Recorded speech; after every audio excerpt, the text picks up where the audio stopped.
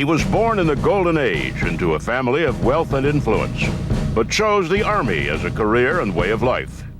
Brilliant, inventive, and outspoken, he enlisted as a private to fight in the Spanish-American War, arrived in Cuba as a lieutenant in the Signal Corps, and emerged as the youngest captain to serve in the Army at that time. He taught himself the basics of aeronautics from a book and became the leading exponent of Airpower to a reluctant general staff.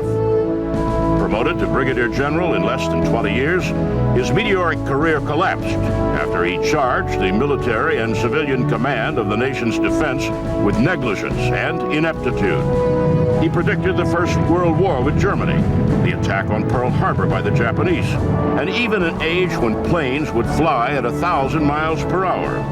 His foresight and outspokenness won him both a general court-martial and a special Medal of Honor. His name is Billy Mitchell. He was tempestuous, he was controversial, he was outspoken, he occasionally acted intemperately, but it was Billy Mitchell who gave to us the vision of modern global aerospace power that we have today. That is why Billy Mitchell is a legend of air power.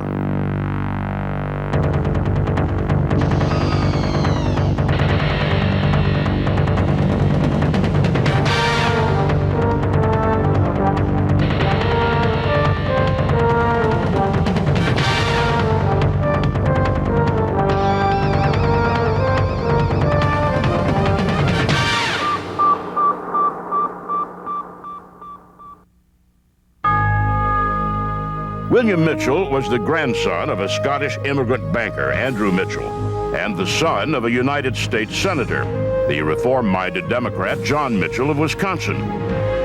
Billy Mitchell was a college junior of 18 when the Spanish-American War was declared in 1898. He heard the news, decided to enlist, and took the train back to the family home in Milwaukee to join the Wisconsin Volunteers. After completing his basic training with the Wisconsin militia, he was shipped out to a staging area in Florida, where he was called to active service with the U.S. Army and offered a commission as a second lieutenant in the Signal Corps. By the time he arrived in Cuba, most of the fighting was over, but he impressed his superiors with his industry. He taught himself the entire code system of the Army, taught himself Spanish, and even typing to improve the appearance of his reports. By 1901, he was promoted to first lieutenant and sent back to the States for a series of assignments, taking him to Alaska, Virginia, Colorado, and finally back to Virginia in 1904. He was now the youngest captain in the Army, eager to learn all he could of the new emerging technologies, radio, submarines, and airplanes.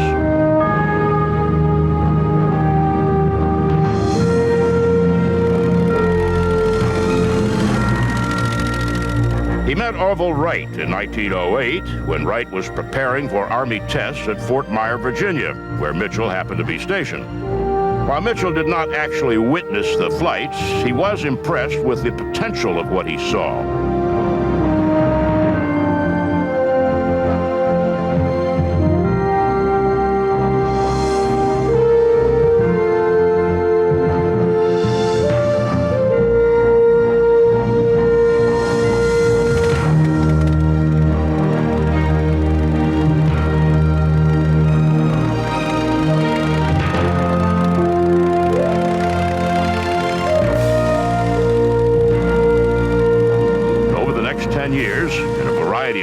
Including the Army's colleges at Fort Leavenworth and Washington, he read everything he could find on aviation. In 1914, Mitchell wrote a paper for the Command College, envisioning the possibility of invasion and attack by hostile patrol vessels and aircraft. In 1915, Mitchell took flying lessons, 4 of them before soloing. Now 36 years old and a newly promoted major, Mitchell was made head of the Army's aviation section in Washington. He began studying other nations' air forces, making particular notes on Germany, France, and Japan for their advanced aircraft development.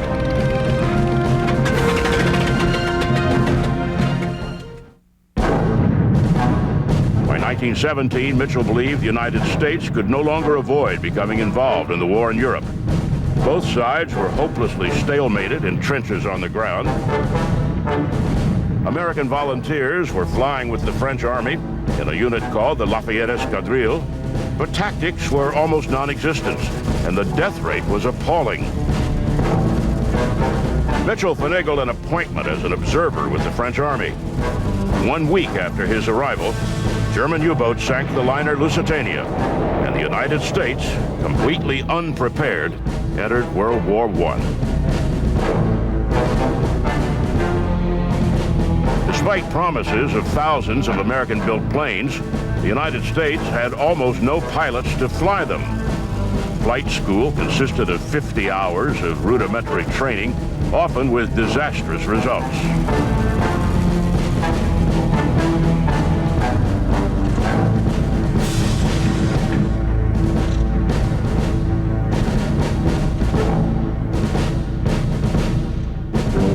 So the peacetime nation began the process of building airplanes out of cloth and wood.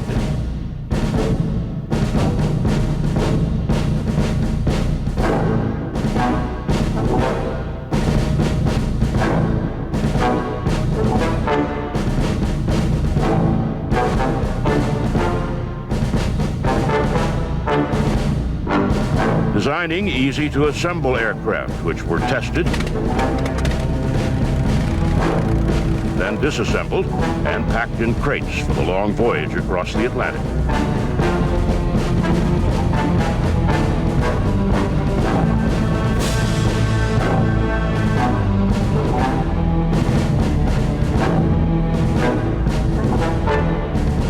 In the next 6 months, Mitchell was promoted to full colonel and given command of U.S. Air Forces assigned with the First Army. Mitchell believed that Airpower demanded special persons to be pilots, and he actively recruited those he felt demonstrated the right qualities. One of them was a young chauffeur attached to General Pershing's staff.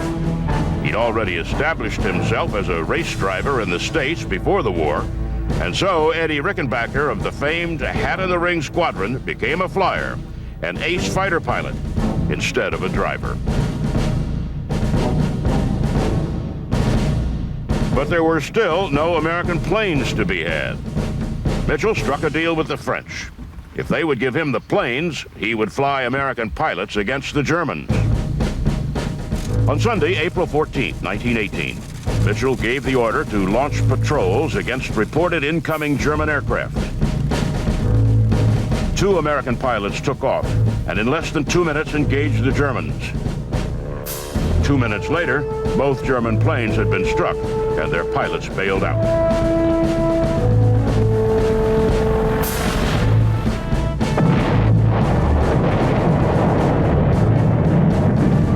By July 1918, after 4 exhausting years of warfare, both sides were reaching levels of desperation.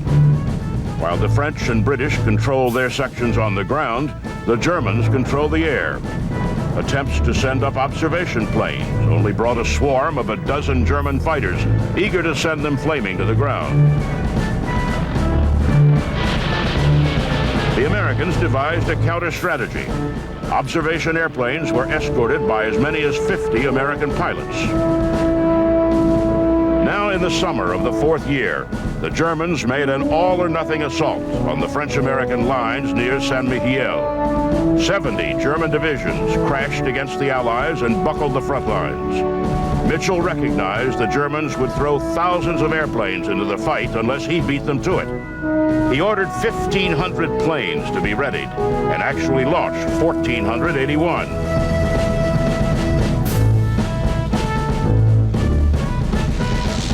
He attacked the German supply lines, cutting the troops off from behind and trapping them between Allied ground forces and his massed pursuit planes and bombers.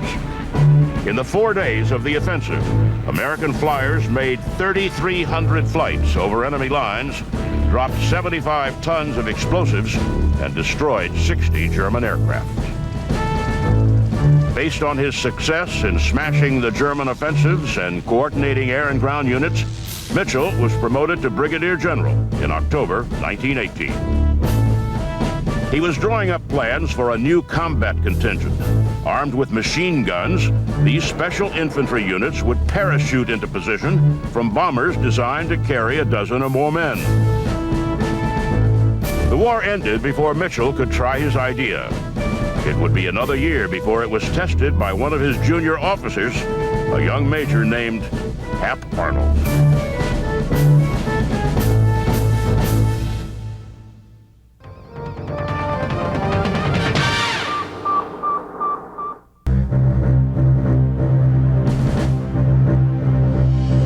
With the victory of Allied forces came a prayer from the public that such a war, with such terrible losses of human life and weapons of destruction, never be allowed to happen again. Many called for the elimination of the Army, the destruction of the Navy. Aces like Rickenbacker were shown by the newsreels, trading in their uniforms for new suits to pursue peaceful careers. Some of the flyers took up barnstorming, demonstrating the skills they had learned in combat to thrill crowds who gathered anywhere the sound of an airplane engine could be heard.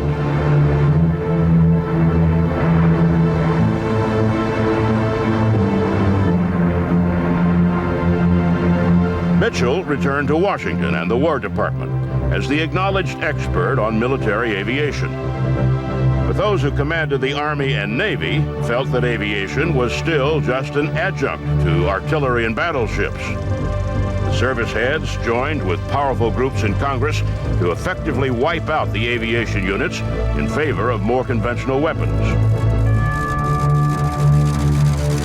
Without realizing it, they began a battle which would last longer than the war itself and cost Mitchell his career.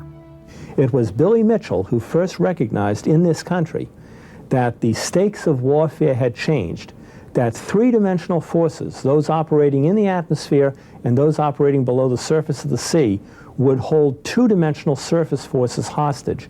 And he paid with his career for his outspokenness in championing that view. In the spring of 1919, Mitchell wrote an article in which he predicted, "The Atlantic is going to be crossed, and within short times we shall have regular airplane mail transportation between America and Europe. We no longer measure distance by miles, but by time. The commercial traveler henceforth will read the new air timetable and find that Chicago is 4 hours from New York, or Los Angeles is 28 hours from Boston." To prove his points, he launched the first transcontinental air reliability contest of Army aircraft from New York to San Francisco.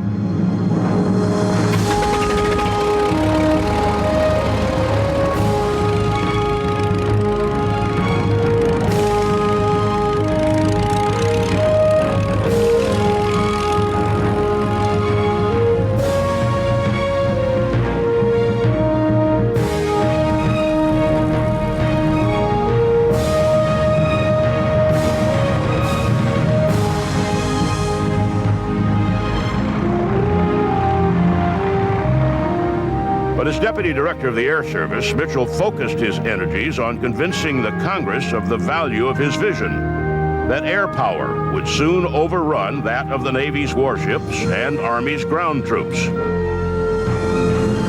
His vision was made public in congressional budget hearings, where he testified and laid out his challenge. "All we want to do is have you gentlemen watch us attack a battleship. Give us the warships to attack and come watch." A furious Navy Secretary, Josephus Daniels, replied that he would stand bareheaded on the deck of any battleship Mitchell tried to bomb. The test began June 20th, 1921, off Hampton Roads, Virginia. One by one, over the next month, Mitchell's planes targeted and hit mothballed American and German ships. And, one by one, they sank. The final attack was against the German battlecruiser Ostfriedland on July 21st. Largest of the German dreadnoughts, she had already survived a combined torpedo attack and salvos from British battleships in World War I. The American and German navies considered her unsinkable. Mitchell's flight of bombers sighted and dropped their payloads.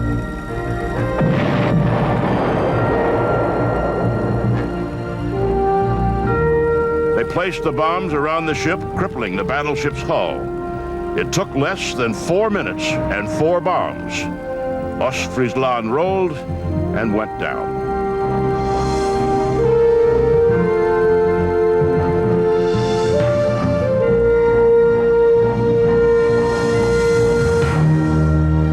Mitchell next led a flight of Martin bombers against the retired U.S. battleship Alabama.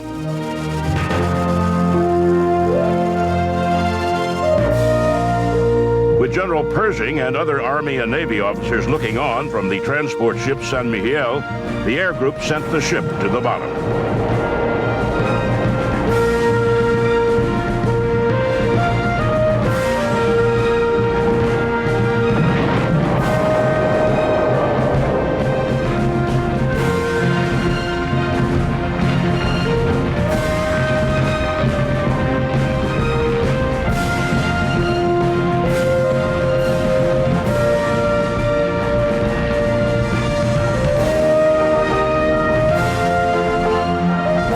The success of the bombing test did not spell the end of Mitchell's troubles with the Navy and War Departments. In fact, it made things worse. Despite promises from the new president, Coolidge, to create a unified military department and support for expanding the Air Corps, nothing happened. The Army and Navy kept their individual departments.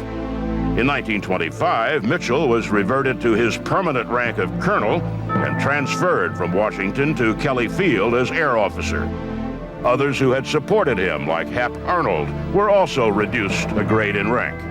Following a pair of air disasters in September 1925, Mitchell issued a press release which said, "The accidents are the result of incompetence, the criminal negligence, and the almost treasonable administration of our national defense by the Navy and War Departments."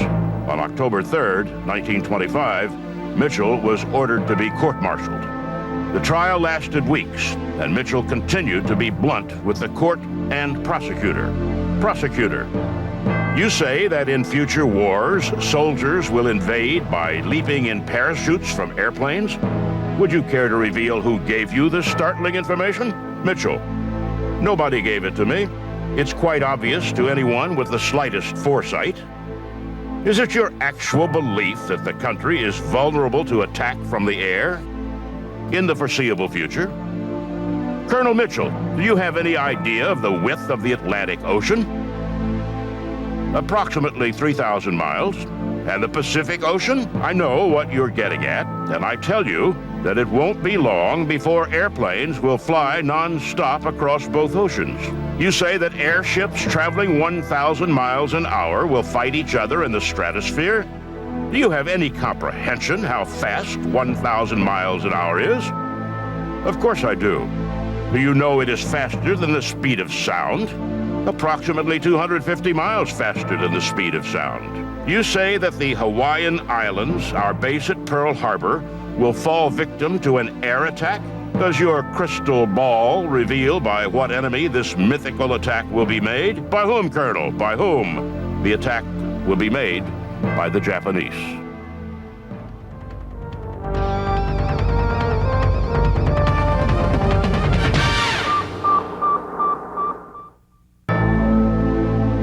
The court found Mitchell guilty of insubordination and suspended him from rank, pay, command, and duty for 5 years. Billy Mitchell resigned from the Army and retired to his farm in Virginia. Now a civilian, he continued his campaign for a separate Air Force department and unified command under a Department of Defense. He met with old friends and supporters and spoke and wrote constantly to the public. But in 1936, the wear of the years in campaigning finally took Billy Mitchell. He died February 19th in a hospital in New York.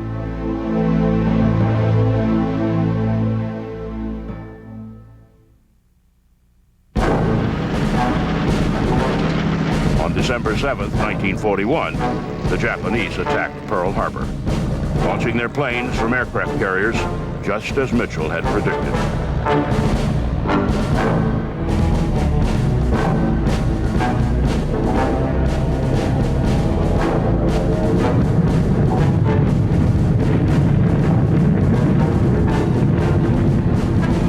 America's first aerial assault against Japan was led by Lieutenant Colonel Jimmy Doolittle, flying the B-25 bomber named after Billy Mitchell.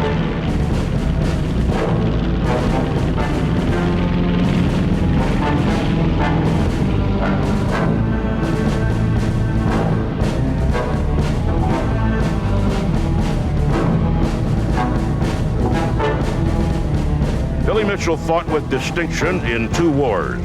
He set a world speed record and proved beyond question that his vision of the future for the nation and his beloved air service were correct. Though a thorn in the side of those he considered mossbacks for failing to be innovative or intelligent, his voice and vision reflected his love of country. What Mitchell did was he lit a fire that burned within the hearts of air power advocates after him, people like Hap Arnold, Tui Sparks, and their successors. And his example, I think, should be with us to the present day. He is a revered figure and should be as long as this Air Force continues to exist. On July 18, 1947, 2 months before his dream for the United States Air Force was finally made a reality, a special act was passed by Congress promoting Billy Mitchell to the rank of Major General, retroactive to the date of his death. It was finally recognition of the contributions to his country by this legend of air power.